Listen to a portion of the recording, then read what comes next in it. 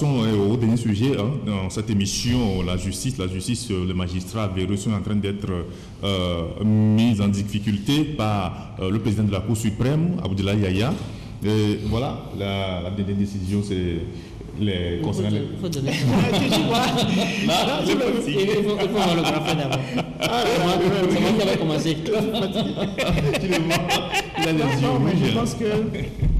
Je pense que la justice togolaise, nous avons fait tellement d'émissions sur ce secteur-là. C'est l'un des secteurs aujourd'hui les plus pourris de la République. Et au point que la société est totalement en difficulté. Parce que la justice, après, a un rôle de régulateur de la société. Et quand les juges ou les acteurs de la justice deviennent un problème pour le pays, c'est que le pays est totalement en perdition. Alors, il faut saluer ce qui est en train de se faire actuellement, même si les gens sont impatients, même si les gens disent que bon, pourquoi on ne fait pas ci, on ne fait pas ça. Les sirènes qu'on entend là, il faut les relayer abondamment pour que ceux qui ont le courage de mettre un peu d'ordre puissent continuer par faire leur travail de salubrité publique. Et quand je le dis, je dis clairement que il faut saluer le courage que le président de la Cour suprême a de poser certains actes, même si c'est des actes qui font l'objet de débats pour le moment. Vous savez qu'il y a quelques jours, le ministre de la Justice a sorti une autre circulaire à l'endroit des juges par rapport à cette histoire de transport, de tout ça. Et ça a créé une polémique parce que le garde des Sceaux s'est adressé aux magistrats de siège en leur donnant plus ou moins des instructions, ce qu'il n'a pas le droit de faire parce que ça touche à l'indépendance de la justice. Le garde des Sceaux peut donner des instructions aux magistrats du parquet, aux juges du parquet, qui sont des juges qui sont sous son autorité. Je ne sais pas si vous voyez, parce que le parquet reçoit les instructions du ministre de la Justice. Or, les juges du siège sont des juges indépendants. Oui. C'est eux les représentants du pouvoir judiciaire. Voilà. Et ils ont la latitude d'interpréter les textes. Or, dans cette circulaire-là, le ministre de la Justice, qui lui-même est un magistrat, pose un problème qui est réel. Il pose un problème qui est réel, mais il s'arroge une prérogative qu'il n'a pas le droit de s'arroger. Ça revenait au président du Conseil supérieur de la magistrature, à la limite, à l'inspection générale de la justice et des juridictions. Je ne sais pas si vous voyez. Et donc, cette circulaire a suscité une polémique. Mais le problème est réel. Donc, nous prions ceux qui veulent régler les problèmes de les régler en respectant aussi la loi, en prenant le bon chemin. Maintenant, le président de la Cour suprême, ça sorti sur la TVT. Là aussi, ça sorti suscite une polémique. Les gens disent, ah mais comment est-ce que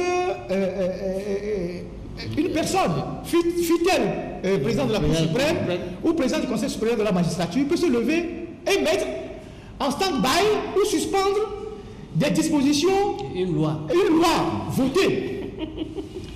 Je ne sais pas si vous voyez. Et que cette sortie est illégale et tout. C'est vrai que cette interprétation-là, ou ce débat-là, a sa place. Mais quand il est sorti, il a dit c'est en intelligence avec le pouvoir exécutif et législatif qu'il fait la sortie. Il a été assez pédagogique. Voilà. Ça veut dire que, en la matière. Ça veut dire que la question a été suffisamment discutée avec les autres pouvoirs avant sa sortie. Je pense qu'on est à un niveau où le problème foncier, dont nous disons que tous les dossiers à la justice, 80% relèvent du foncier, je pense qu'ils sont conscients que la question foncière s'est tellement métastasée que pour la régler, si on ne fait pas, si on ne viole pas certaines dispositions, on ne pourra pas la régler. Je ne sais pas si vous voyez ce que je veux dire. Parce qu'ils ont certainement étudié la question, analysé, pris le problème dans tous ces aspects, ils se disent, mais comment on fait? C'est pour ça qu'après l'annonce, il a dit il y aura le service après-vente. C'est-à-dire qu'il y a une réflexion en cours, il y aura des dispositions qui seront prises bientôt. Bon, on a eu des agitations un peu de partout, mais je pense que c'est une décision salutaire. Parce que qu'est-ce qui se passe? Tel connaît tel juge, tel est en complicité avec tel huissier, tel dispose des amis officiers, tel a des gros bras, on va prendre une réquisition. On arrive chez toi, pendant que tu n'es pas encore réveillé, on tape fortement à ton portail, les gros bras sont là avec des lunettes noires, ils ont des gourdins, et puis, soit disant qu'il y a un litige et tout, et qu'on t'a convoqué plusieurs fois, tu ne t'es pas présenté au tribunal, on te sort de ta maison, et on fait un mur pour barricader ta maison, tu n'as plus accès à ta maison. Et c'est un réseau qui va des juges, des officiers, des huissiers, des notaires, des avocats, jusqu'à ce que nous appelons les gros bras et des démarcheurs. Je pense que si on veut avoir une justice juste et une justice au service des citoyens, il faut nettoyer les écuries d'Augias. Et pour nettoyer les écuries d'Augias, c'est clair qu'on doit faire des dégâts. Sinon, on ne va jamais retrouver la normalité. Parce qu'il y a tellement une gangrène à la justice que si vous ne prenez pas des coups pour trancher les pieds, vous n'allez même pas sauver le corps. Je pense que c'est le travail là de chirurgien qui est en train d'être fait. Oui, c'est le travail de chirurgien pour enlever tous les tchoukoupi qui sont dans le corps de la justice. Parce que quand ils vont faire ça, après il faut s'occuper des démarcheurs. Je ne sais pas si vous voyez. Parce que quand il a commencé, les gens ont dit oui, il commence, pourquoi il ne cite pas de nom, pourquoi il ne prend pas de sanctions? Mais les gens ne savent pas les rôles qui sont attribués à tout le monde. Par exemple, le président de la Cour suprême, ce n'est pas lui qui prend des sanctions. Ce n'est pas lui qui engage des procédures de sanctions. C'est le garde des Sceaux. Il ne cherche pas le personnel. Oui, c'est le garde des Sceaux ou c'est l'inspection qui engage les sanctions disciplinaires. Et ça aussi, c'est tout un processus. Il faut faire des enquêtes, il faut écouter les gens, il faut avoir un débat contradictoire, il faut les faire passer au conseil de discipline avant de prendre des sanctions. Je ne sais pas si vous voyez. Et donc, c'est tout un processus. C'est vrai qu'il y aura des forces qui vont combattre ça. Parce que pendant longtemps, les gens ont fonctionné dans ce bazar-là qui leur permettait d'avoir beaucoup d'argent, d'avoir beaucoup de biens. Aujourd'hui, on veut mettre fin à quelque chose qui menace les intérêts d'un réseau ou de plusieurs réseaux. Ces gens-là ne vont pas se taire. Donc, je pense qu'il faut encourager ceux qui aujourd'hui ont la bonne volonté de ramener de l'ordre dans ces secteurs-là, mais il faut les prier de faire les choses en respectant la loi. C'est vrai que là où ils vont un peu biaiser, on va comprendre. On va essayer de comprendre, mais il faut respecter la loi en prenant les décisions. Donc, il faut ramener la justice togolaise sur le bon chemin et il faut encourager tous ceux qui se battent aujourd'hui. Il faut encourager les magistrats. Nous, quand on fait les émissions, on dit il faut que les magistrats aient les moyens. Ce n'est pas normal que vous avez des présidents des tribunaux, vous avez des procureurs qui n'ont pas de voiture de fonction. Surtout dans les territoires. Les présidents des tribunaux n'ont pas... Le président de la cour d'appel n'a pas de voiture de fonction. Les présidents des tribunaux n'ont pas de voiture de fonction. Quand on doit faire le fameux transport, ce qu'ils appellent transport pour les histoires de terrain là, il fallait louer un taxi. C'est le justiciable qui... Oui, il fallait louer un taxi. Et si le taxi va faire un accident, qui est responsable? Donc, ils n'ont pas de véhicule de fonction. Pendant ce temps, les ministres qui ont déjà des véhicules demandent à des sociétés d'État de leur acheter des véhicules supplémentaires. Et personne ne dit rien. Pendant ce temps, on prend des jets privés pour aller au Gabon. Parce qu'on dit que non, on va aller voir la Libango. Avant qu'on leur achète, on leur change de véhicule régulièrement. Oui. On leur change de véhicule régulièrement. C'est pas normal. Et vous savez quand est-ce qu'on donne les voitures au président des tribunaux ou au juge? C'est quand il faut faire les élections. Et quand ils sont nommés président des CELI. C'est quand on les nomme président des CELI qu'on leur donne des Duster. Il y a une voiture là qui est commun à tous ces gens-là qui font les colonies là. Voilà, Duster. Et quand on leur donne ça, quand ils finissent les élections, on leur retire les véhicules. Ce n'est pas normal. Et ça, c'est un problème national. On a parlé tout à l'heure de la police, que les commissaires n'ont plus de voitures. Les policiers n'ont même pas de motard pour aller dans la circulation. On prend les juges, ils n'ont pas de voiture. On prend les inspecteurs d'éducation, ils n'ont pas de voiture. On prend peut-être... C'est un corps qui a presque disparu. Quand vous prenez tous les domaines, c'est le même problème. C'est le même problème. On prend les hôpitaux, n'ont pas d'ambulance. Bon, l'argent du Togo, là, ça sert à quoi? Non, ça sert à... Ça sert à quoi? C'est pas normal. Donc, je pense que il faut améliorer les conditions de travail des magistrats. Il faut réglementer un certain nombre de corps auxiliaires à la justice, notamment les notaires, les huissiers. Il faut revoir tous ces corps-là.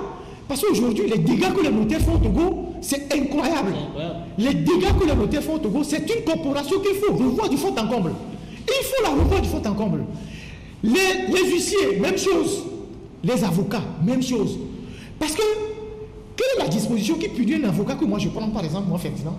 Je prends un avocat pour me défendre, je le paye, et au cours de la procédure, il va s'allier avec mon ennemi qui me poursuit. Comment on le sanctionne? Et ça, c'est devenu un cas, c'est devenu une coutume dans le pays. C'est devenu pratique.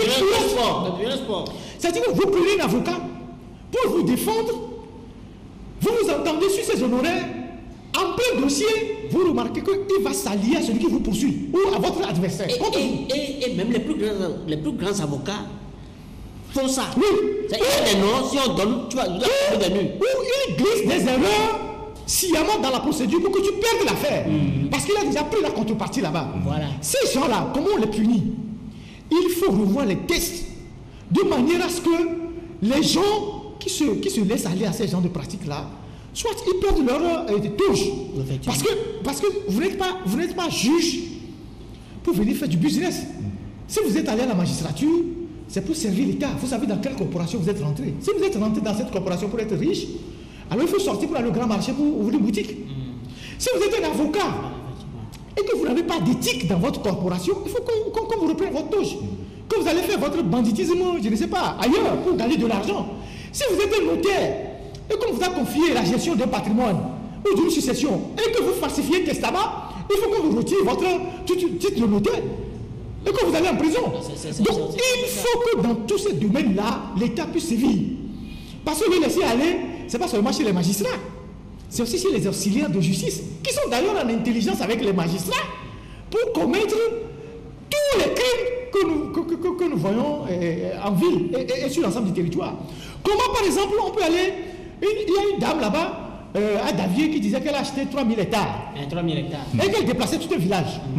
Le problème de Bamako, où on déplace plus de 3060 quelque chose d'hectares. Ça, c'est les juges, c'est les avocats, c'est les huissiers. Vous allez à Bamako, là-bas, on vous dira voir huissier Missité, huissier Djoka. C'est les deux là qui sont sur les murs. Oui, c'est les businessmen. C'est les deux qui sont sur les murs. Je ne sais pas si vous voyez, dans tous les villages. Ce n'est pas normal. Eux, ils sont qui pour créer une république dans une république? Donc, c'est un combat permanent.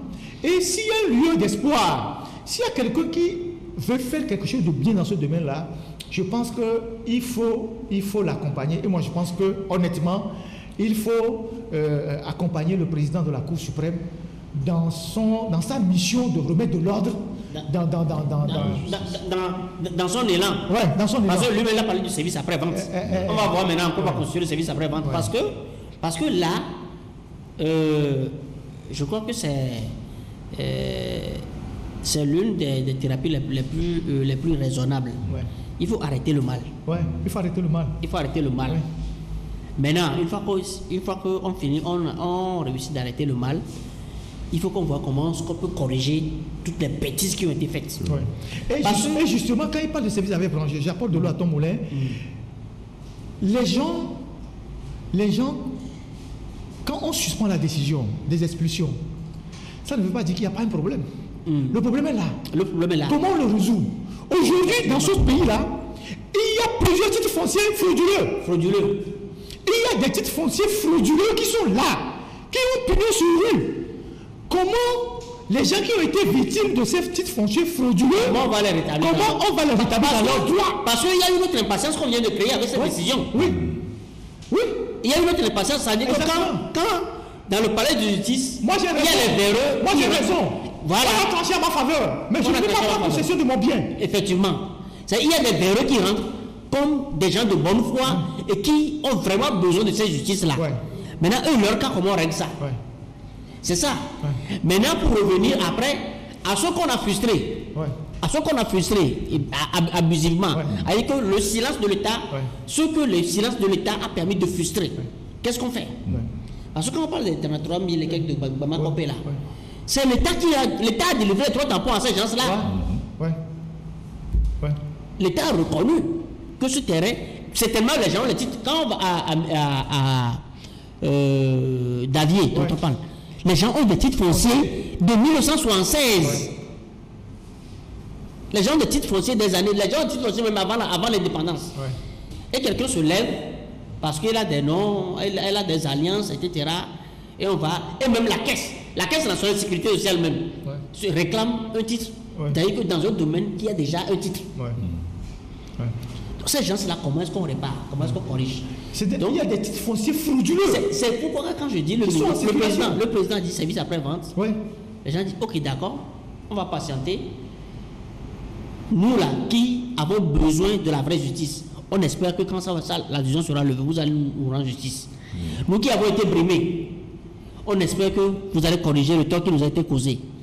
Et que prochainement, quand on va devant la justice, on saura que, enfin, on a au moins la garantie que désormais, c'est la vérité qui sera dite.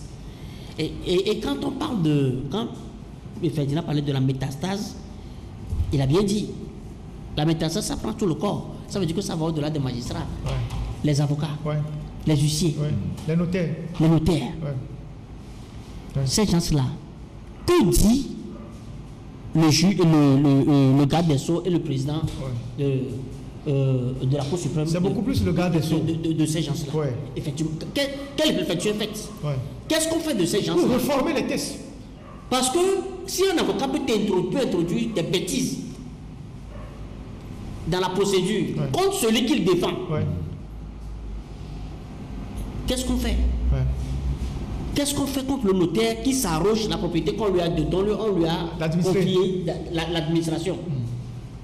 Qu'est-ce qu'on fait contre ceux qui sont déjà faits et qui ont été dénoncés? Parce qu'il y a un qu'on dénonce actuellement là. On fait des conférences. Qu'est-ce qu'on lui fait? Il faut que les gens aillent en prison. Mais il faut que des têtes tombent. Il faut que des têtes tombent obligatoirement. Ça, il n'y a pas à marcher sur les œufs. Non, il faut que des têtes tombent pour servir d'exemple.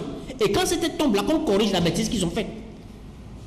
Et que les gens puissent retrouver les 83% de perte de confiance que les Togolais ont à la justice. Il faut qu'on puisse remonter légèrement la pente. Jusqu'à si on peut atteindre 0%, tant mieux. Parce que 0%, ça existe. C'est un travail de salubrité publique, mais attention, il ne faut pas que ceux qui sont dans l'illégalité se réjouissent en disant oui, on a suspendu des trucs. Donc on jouit. Oui, on jouit de la maîtrise pour le moment. Parce que vous voyez que, par exemple, il y a beaucoup de barons, des hommes d'affaires qui ont pris de l'argent dans les banques en mettant des maisons en hypothèque. Ils sont incapables de solder. Aujourd'hui, certaines banques sont sur le point de prendre leur maison. Voilà. Je ne sais pas si vous voyez. Voilà. La suspension de ces choses-là, de l'exécution de ces décisions, il va rester tranquillement à la maison, il va dire parce que dans cette histoire-là, on veut corriger, une situation anormale, mais ça fait aussi du bien à certaines personnes. Et à des véreux qui sont, eux, dans la normalité. Je ne sais pas si vous voyez. Quelqu'un qui gagne un procès, normalement, et qui doit récupérer son bien, aujourd'hui, il ne peut pas le récupérer parce que le gars va dire non, que le président de la Cour suprême a suspendu. Donc, comme il y a un service après-vente qui vient, nous avons l'espoir que toute une réflexion est en cours pour voir comment on va trouver des solutions à ces cas-là. Parce qu'aujourd'hui, il y a des titres fonciers frauduleux qui circulent. Plein de titres fonciers. Beaucoup de gens n'en parlent pas. Mais c'est une réalité. Effectivement. Des titres fonciers frauduleux que des gens ont fait établir en un temps record avec la complicité des gens cadastres. Et ces gens-là bombent le torse que le titre foncier est inattaquable.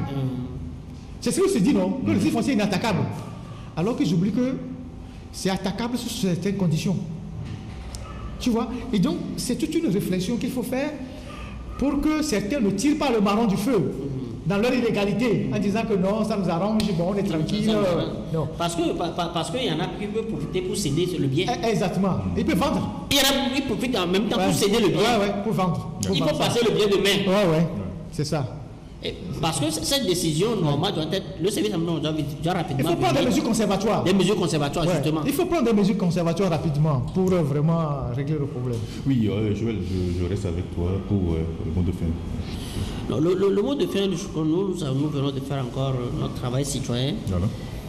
Comme je le dis, c'est la part colibri que nous faisons. Le colibri, elle joue sa partition pour éteindre le feu qui est en train de consumer le Togo. Nous sommes 2 colibris qui jouent, 3 colibris qui jouent notre partition. Je crois qu'il revient à chaque citoyen de jouer sa partition également dans son coin. De jouer sa partition également dans son coin. Et comme nous le disons d'habitude, quelle que soit la verve de ce que nous utilisons, des mots que nous, enfin, de la verve que nous utilisons ici, c'est pour qu'on puisse mieux vivre ensemble. Parce qu'on est obligé de vivre ensemble. On est obligé de vivre ensemble. Quand vous voyez l'histoire du Togo, on s'est entremêlés depuis. On s'est entremêlés depuis. Et ça, quand certains sont... Excuse-moi, mais quand on parle de paysannerie là, ce n'est pas celui qui vit au village. Celui qui refuse d'accepter cette vérité, c'est lui le paysan. C'est quand les gens sont dans la paysannerie, ils refusent d'accepter que, qu'on ne le veuille pas, ce n'est pas en disant c'est nous là qui font avancer, mais que c'est en disant ensemble, c'est en acceptant que quand on prend ton pédigree, quand on prend ton pédigree, tu peux retrouver dedans l'ennemi, celui que tu as demandé qu'on abatte. Et j'aime souvent appeler les uns les autres à lire ce texte que Kakame a fait sur l'après-génocide, quoi. C'est celui-là à qui on a demandé d'aller éliminer l'autre. Le sentiment qu'il a eu après. Les regrets qu'il a eu après. Et il faut que, entre autres, enfin, le temps qu'on piano sur les réseaux sociaux, qu'on partage souvent ces textes-là, pour désarmer les esprits qui sont encore dans une réflexion retors. Ils sont encore dans une réflexion d'aigri, de complexé, etc. Non, il faut aller vers la lumière. Et je crois que l'autre journal constitue une lumière aussi petite soit-elle qui doit permettre à ce que dans nos discussions, dans nos clubs d'amis, qu'on fasse le débat utile. Parce que beaucoup le disent, que bon, surtout que vous dites ici, ça me permet de mieux comprendre les choses. Et quand tu comprends, ça veut dire que tu as pris de la lumière. Il faut que tu partages cette lumière, tu communiques cette lumière aux autres, pour que les gens sachent que l'enjeu, ce n'est pas de s'intéresser à voir qu'est-ce que la coopération française nous a donné, qu'est-ce que la coopération turque nous a donné, mais inciter le dirigeant à ce qu'on développe nos compétences endogènes. Ce n'est pas d'aller faire, la solution, ce n'est pas de faire une lettre de pardon aux Coréens de Amina, mais amener le dirigeant à ce qu'on valorise le Togolais et que le Togolais lui-même soit se mettre debout. Je m'arrête. Merci beaucoup. Et Ferdinand, un mot. Oui, mon mot de fin, c'est en 2 temps. Ce week-end, j'étais dans la préfecture de Moyen-Mono pour faire un travail d'utilité publique. Et c'est vrai que j'ai l'habitude d'aller dans cette zone, mais ce que j'ai vu m'a vraiment écœuré en termes d'infrastructures scolaires. Dans presque toutes les localités que j'ai traversées, à part quelques zones, la grande partie des écoles sont en paille.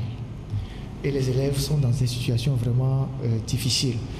Et ça fait vraiment mal de voir qu'en 2021, à 200 km de Lomé, il y a des écoles qui sont dans cet état-là, en masse. Et il y a des ballons qui viennent de là. Et il y a des écoles qui sont dans cet état en masse. C'est des zones qui sont traversées par les hautes tensions de Nangbeto, mais on ne branche pas le courant. Il a fallu que les gens fassent du bruit pour qu'on en branche à 2 cantons, et Kwekweleme, Saligbe, mais Tado et à Sommé, il n'y a pas de courant. Et il y avait un groupe électrogène, et il semble qu'un baron dit non, qu'on l'a embêté, et il a fait bloquer le groupe ne travaille pas. C'est comme ça que dans nos préfectures, ça fonctionne. Les petits Mussolini dont je parle là, c'est-à-dire que les petits qui décident de la vie de tout un peuple, mais qui ont aussi une durée de vie comme nous tous, mais qui pensent qu'ils sont éternels. Et ce que j'ai vu là-bas m'a tellement choqué. C'est vrai que le reportage va passer, mais dans un pays où les gens ont de la vision, on peut décider, par exemple, c'est ce que j'ai dit par exemple sur les commissariats et les brigades de gendarmerie, on peut décider que dans 5 ans, nous ne voulons plus voir au Togo des écoles en paille. Et on fait une évaluation région par région. Chaque année, on en conçut par région. Bon, il y a le premier 3000 salles de classe. Peut-être qu'on va penser à Péclémé, au bout de 5 ans, et autres là. Au bout de 5 ans, on n'aura plus d'écoles à construire. Peut-être que c'est les nouvelles, on verra. On aura réglé le problème d'infrastructure de toutes les écoles qui existaient et qui étaient en paille. C'est comme ça qu'on détermine une vision dans un pays. Il faut rationaliser les ressources qu'on a. Il faut gérer les ressources qu'on a avec un peu de parcimonie. Et faire œuvre utile avec le peu qu'on a. Quand vous buvez 10 champagnes par jour, alors que vous êtes une autorité, buvez-en 2. Prenez l'argent des 8 champagnes pour aller acheter des tôles et couvrir des écoles. Si vous prenez, je ne sais pas, du caviar, 10 boîtes par jour, prenez 2. Si vous avez du foie gras, 20 cartons par jour, prenez 2 cartons. Aidez les pauvres. Parce qu'on ne peut pas vivre heureux, entouré de la misère, quand on est riche. Si vous avez une maison ici, et que vous êtes riche, tous les jours, ceux qui vous entourent voient que bon, il y a de la fumée qui sort chaque jour chez vous, parce que vous braisez chaque jour du mouton, tout ça. Et qu'ils ne sont là que pour inhaler l'air. Le jour où le voleur viendra dans votre quartier, ils vont croiser les bras pour qu'on vous dépièce. Je ne sais pas si vous voyez. Le bonheur est contagieux. Quel plaisir nous prenons à amasser de la richesse, alors qu'autour de nous, il y a tout un océan de pauvreté. Les gens n'ont même pas le minimum. Ferdinand, c'est parce que les gens ont perdu l'humain. Donc j'ai vu ça et je sais que c'est à l'échelle de tout le Togo. Et il faut faire quelque chose. Et il y a aussi un autre phénomène que je vais évoquer avant la fin, c'est le manque de professeurs. Dans nos écoles et dans nos collèges depuis la rentrée. Et ça aussi, c'est à l'échelle de tous les pays. Il n'y a pas de professeur de français, il n'y a pas de professeur de philo, il n'y a pas de professeur de physique, il n'y a pas de professeur de maths. Au point que depuis la rentrée, certains élèves n'ont pas encore eu des cours de philo, des cours de maths et des cours de je ne sais quoi dans certains établissements, sur l'ensemble du territoire. Dans le même pays, nous avons nos frères, nos soeurs qui partent pour aller enseigner au Burkina, qui partent pour aller enseigner au Bénin, au Mali, au Niger, au Gabon. Pourquoi ils partent? Pendant que le peu qui est là, ils sont obligés d'être à cheval. Oui. Dans une seule préfecture, oui. Il est obligé de faire 2, 3, 4 villages pour enseigner. Pour enseigner. Pour enseigner la même matière, même à Lomé. Nous avons un manque criard de professeurs dans les écoles et dans les collèges. Pendant ce temps, on ne fait que recruter dans l'armée et dans la police. Je ne comprends pas, c'est ce paradoxe. Même les policiers ont besoin d'être enseignés. Celui que vous prenez dans la police là, il a besoin d'être éduqué. Celui que vous prenez dans l'armée, il a besoin d'aller à l'école avant que vous le recrutez dans l'armée. Donc c'est la base. Donc moi je voudrais exhorter les autorités à régler ces problèmes qui sont des problèmes prioritaires. Les établissements scolaires, les ambulances pour les hôpitaux, les enseignants pour les établissements scolaires. Vous savez que dans certains collèges aujourd'hui, lycées, on a supprimé les CRIC. Parce qu'il n'y a pas d'enseignants. Le proviseur n'a pas le choix. Il a supprimé les séries. Parce qu'il n'y a pas de professeur de physique et de maths. Ce n'est pas normal. C'est des faits réels qui se passent dans notre pays. J'ai l'impression que ceux qui gouvernent sont coupés du peuple. Ceux qui gouvernent sont dans une bulle. Ils ne savent pas ce qui se passe. Ils se sont coupés du peuple. Ils se sont coupés du peuple. Ils ne savent pas ce qui se passe. Et que les enseignants, les médecins, le personnel de santé, ils sont obligés de faire un effort surhumain pour soigner les gens. Quand on amène quelqu'un qui a été mordu par un serpent et qu'il arrive dans un centre de santé, quand il n'y a pas un antivenimeux, il ne peut rien. Il ne peut rien. Non, et les gens meurent tous les jours. Il ne peut rien. Il a le taux de mortalité, je ne sais pas les chiffres, le taux de mortalité pour les morceaux de serpent a augmenté juste parce que l'État a refusé de subventionner ce que les partenaires faisaient hier. Je crois que la subvention était 30 000. L'État a refusé d'injecter de l'argent et les gens meurent. Dans les milieux où on vote 120% unis. Mais vous savez qu'il y a des analyses que vous faites au Togo. Il n'y a pas de réactif au Togo. On convoie ces analyses en Europe et particulièrement en France ou parfois au Sénégal. Il faut attendre 3 mois, 4 mois, 6 mois pour avoir les résultats. Mais moi j'ai fait une analyse. Depuis 4 mois, je n'ai pas les résultats. On a convoyé les choses en France. Je n'ai pas les résultats. C'est là où je me suis rendu compte. J'ai posé la question à un médecin. Je dis, mais qu'est-ce qui se passe avec votre histoire-là? Il dit, mais mon frère, l'histoire des analyses, c'est tout un autre problème. Par exemple, si on doit ouvrir ce tube-là, si ce tube-là, on doit l'utiliser pour 10 personnes, tant que le laboratoire n'a pas les 10 personnes, on ne fait pas l'analyse. Parce que s'il ouvre le tube, il perd le tube, parce que c'est très cher. Donc on attend que l'hôpital ou le laboratoire ait les 10 personnes pour faire l'analyse. Donc entre-temps, tu as amené ton sang ou les selles là-bas, on te dit viens prendre les résultats dans 2 semaines. Le temps qu'eux puissent avoir la clientèle nécessaire, les patients nécessaires pour ouvrir le tube. Parce que le tube n'est pas subventionné par l'État. N'est pas subventionné par l'État. Il n'y a pas de service social. Voilà. Je ne sais pas si vous voyez. Donc il y a certaines analyses, vous allez à l'Institut d'hygiène, ce n'est pas là qu'on le fait. On le convoie à l'extérieur. Pendant ce temps, si c'est un mal qui vous ronge, le mal continue de vous ronger. L'INA n'a pas couvert ça. Et vous mourrez. Donc il y a tellement de choses qui se passent dans ce pays que quand on les évoque, les gens pensent que nous parlons d'une autre planète. Les gens pensent que nous sommes contre quelqu'un, mais c'est des faits réels. Tant qu'un membre de votre famille n'est pas dans une situation pareille, vous n'allez pas comprendre que c'est comme ça que le pays fonctionne. Vous voyez, des gens qui sont en instance d'être opérés, on n'a pas encore fait l'analyse pour qu'on sache comment on va les opérer. Ils sont sous le lit, ils attendent. Si le mal va se développer, le mal continue de se développer. Et c'est des cas qui arrivent tous les jours. Donc, nous prions vraiment ceux qui ont la responsabilité de la gestion de ce pays de revenir vraiment sur terre, de comprendre que les Togolais n'ont pas besoin d'autre chose que de se sentir à l'aise dans leur pays, d'aller se faire soigner convenablement, d'aller à l'école convenablement, de rouler sur les routes bien faites et d'aller se faire délivrer les papiers dans l'administration publique sans se faire racketter par des agents publics. Le Togolais n'a besoin que de ça. Et ça, si le Togolais ne l'a pas, le Togolais va continuer par taper sur les dirigeants. Et je pense que c'est cet exercice-là que nous faisons ici. C'est un exercice de salubrité publique.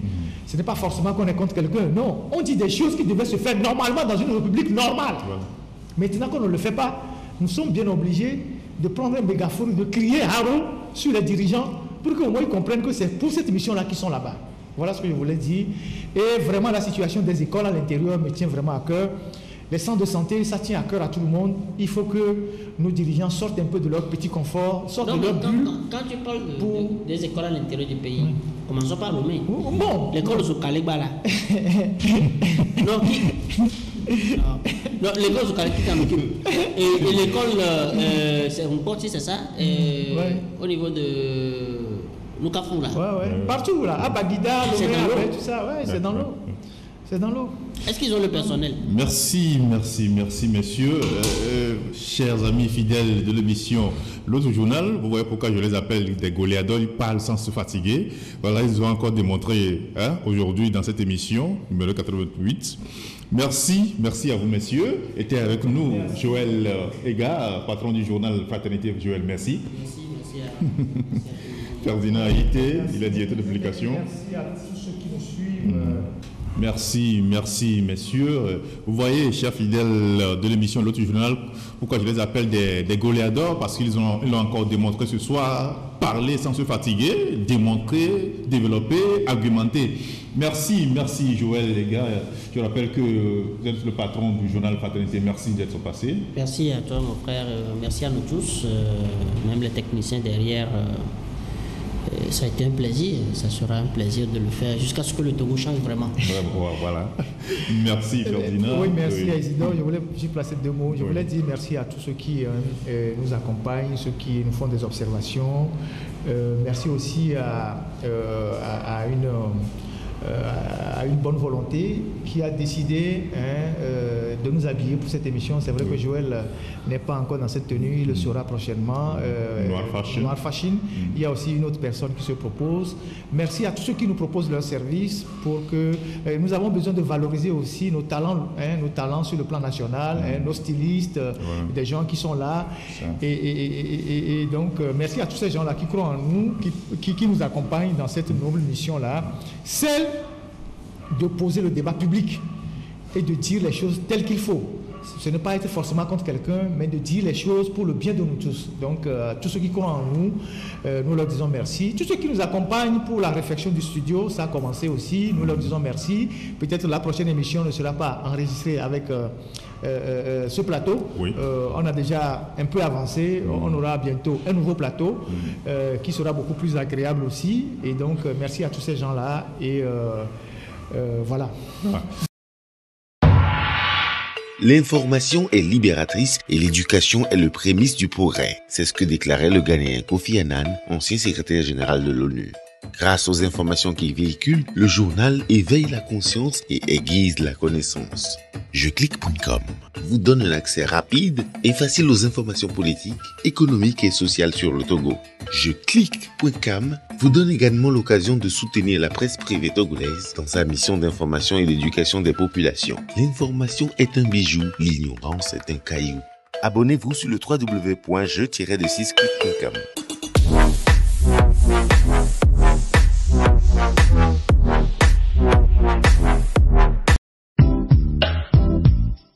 L'Institut technique de l'informatique et de la communication, Aldus, l'expert en formation médias et communication, assure votre formation en assistance de direction, organisation matérielle et administrative, secrétariat et comptabilité avec le logiciel Sage Sahari. Communication visuelle, conception, infographie, édition, relations avec l'imprimeur, électronique, maintenance et réseau informatique, caméra de surveillance, production télévisée, cinéma et reportage avec son, images, montage, production et réalisation, masterisation du son et programmation de musique sur ordinateur. Institut Aldus, une formation à votre rythme. Merci à Marc Azamba qui est le chef technicien Cameroun. Merci à Henri Bassapor. Merci à tous les stagiaires. Merci à vous tous et à la prochaine.